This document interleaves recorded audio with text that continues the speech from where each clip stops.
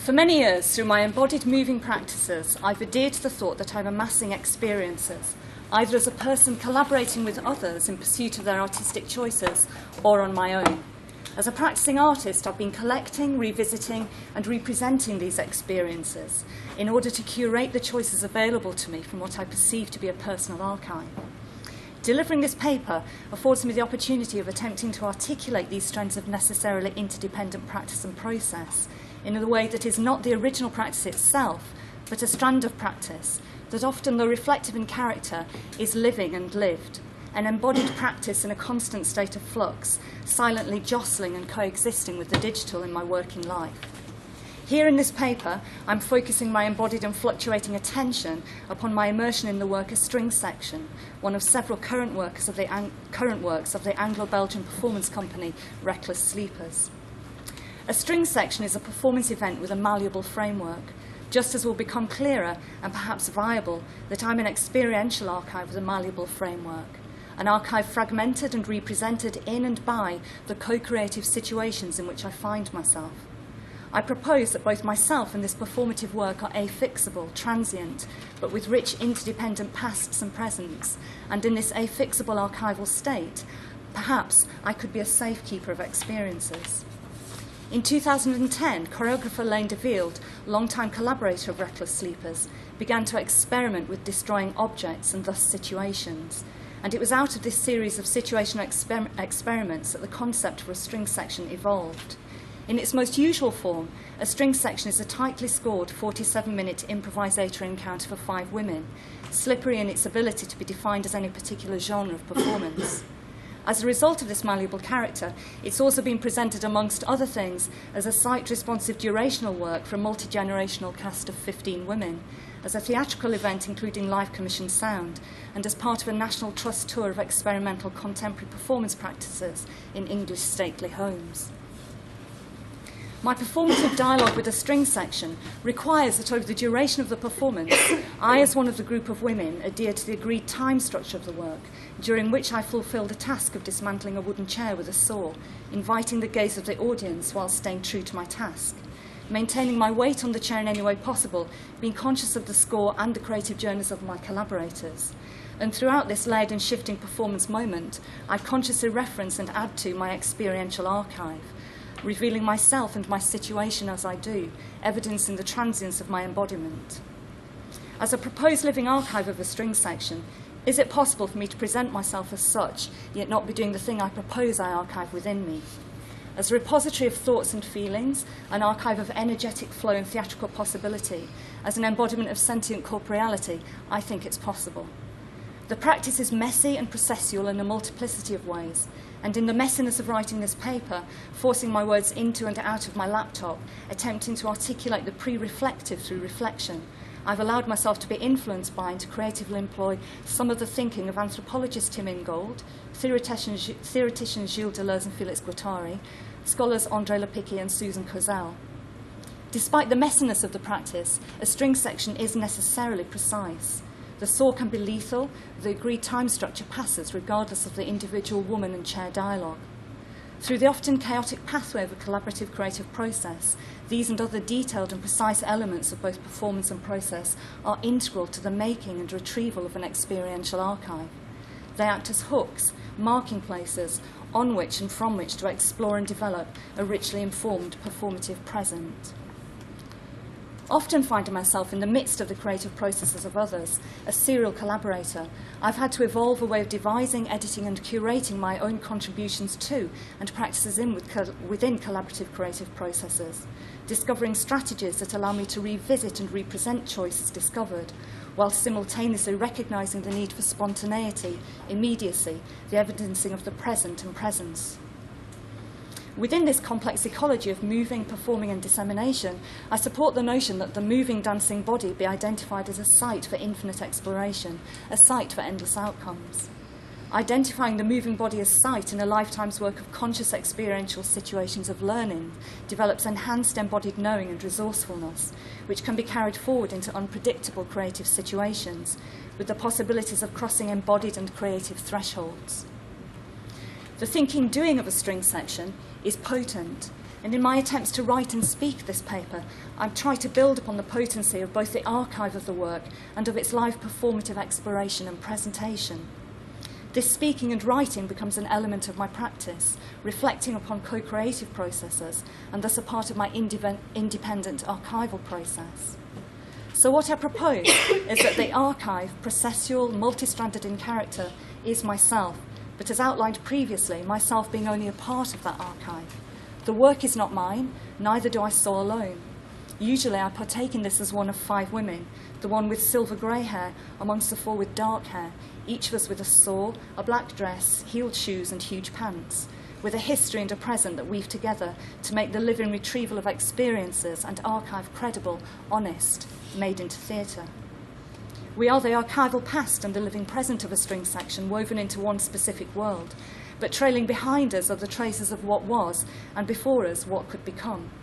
It's important to acknowledge here that my archive is practice-full, both with regard to knowing the technicalities of dismantling wooden chairs with a saw in a given time frame, and also with the perceptual sighted knowledge of the moving body as sight in performance.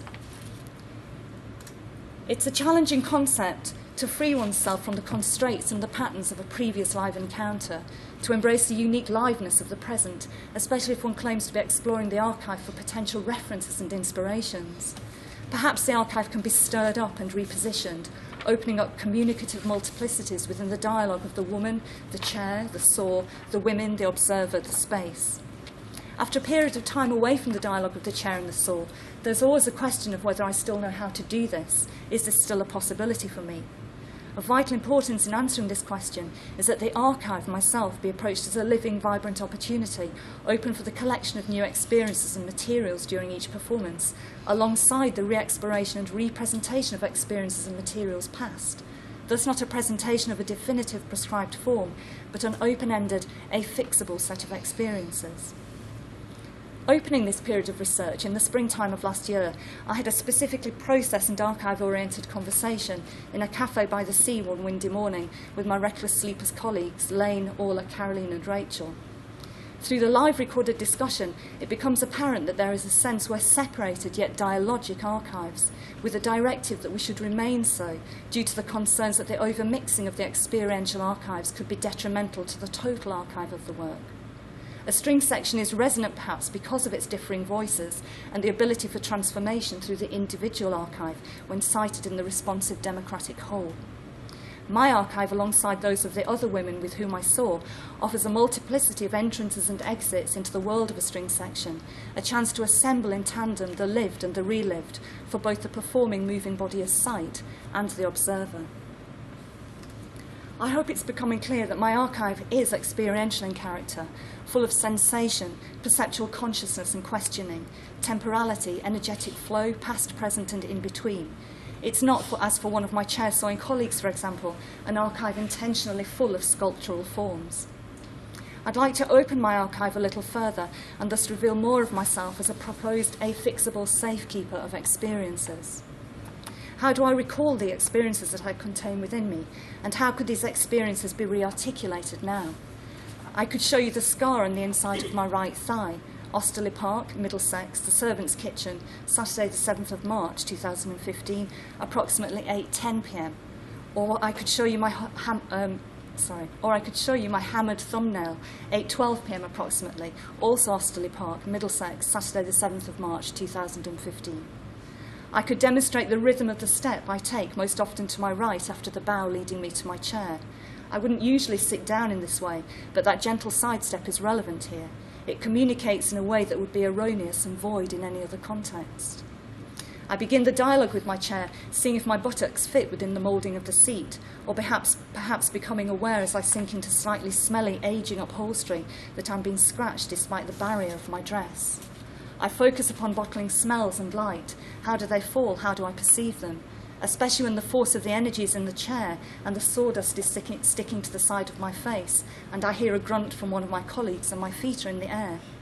I remember how the stars shone at Tinsfield outside the main facade of the house on the 14th of February 2015, my breath billowing up and the audience wrapped in thick coats, hats down to their eyes.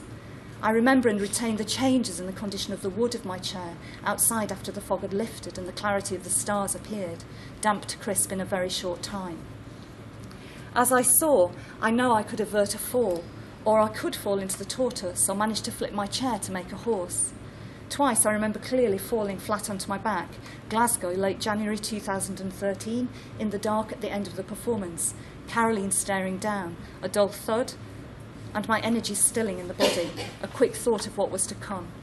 And then again in Brighton, directly into a patch of bright sunshine, a brief time to bathe and think and laugh at myself, consider whether I could switch into Orla, a 3-minute mini-mountain on the floor of a medieval chapel in a hilltop town in northern Italy, Friday the 4th of July 2014, approximately 10:30 p.m.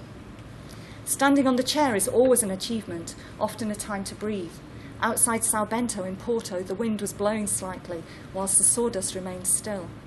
Mulling over my archive, I often wonder how much sawdust is coagulating with my blood in a similar way to how it sticks in the fabric of my dress, to the side of my breasts, the tops of my feet and my kneecaps. My dress and my shoes, once black, now fading to grey, are a testament to the archival experiences of my sawing. Sawdust is embedded in the fabric of the dress, a dress that's continually snagged by the saw and the objecting non-compliant sharp edges of a half-sawn chair. I've done this with sound, without sound, in daylight, in the lights of the theatre, outside, inside, in the basement, by the open fire, on the terrace, in a chapel, both Methodist and Catholic, in intense heat often, in torrential rain, but in frost only once. I consider throughout the vitality of the inanimate object, the chair my most close partner during the act of destruction, dissemination, ruination.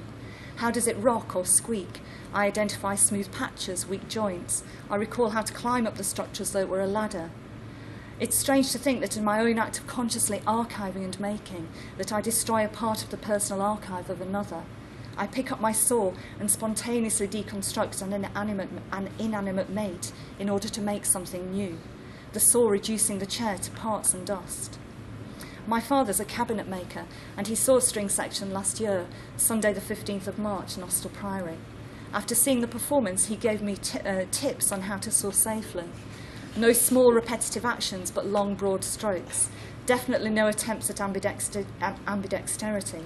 No silly sawing when you get tired. Perhaps leave the chair intact. I, as moving body as sight, embrace the autobiographical as integral to my archive. During a presentation of a string section, I spontaneously choose how I curate my archive in the parameters of the direction I receive. Dewilde's direction is retrospective, prospective, and dependent on many variables.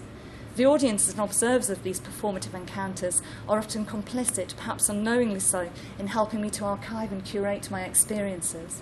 I'm able to make a fictitious, factual, embodied document, which is stemming from the dialogue of their presence and mine. The look on the face, the quick downcast of the eyes, a quick glimpse of something not often seen, or a grimace. I spontaneously self-direct and curate in response to these living sentient dialogues and cues, both theirs and mine. The live physical traces of the work are gone quickly from the space, but whatever is left, tangible or not, is of importance, evidence of a lived, co-created present. After many performances, I document my experiences of performance. I list words, always on the right-hand side of the page. I enjoy the scratching sound of the pen on the paper and the nubbiness of the page when a word or phrase is written over several times. Once on the paper, I read the words, allowing them to roll in my consciousness. There's nothing extraordinary about this collection, but these lists of words and the way that the energy runs from one word to another allow me to revisit a specific world, albeit temporarily and perhaps spatially differentiated from its predecessors.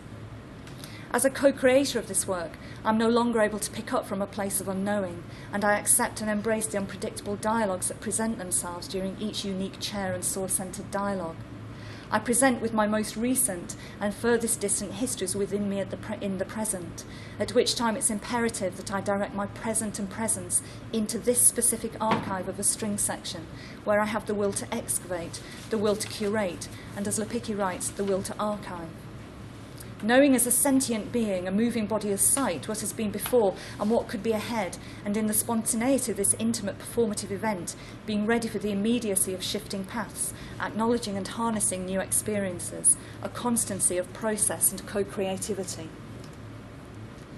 The closing of myself as experiential archive at the end of each performance is something that I'm always happy to do, wishing that I could achieve this efficiently without allowing myself and my experiences to bleed from one situation to another.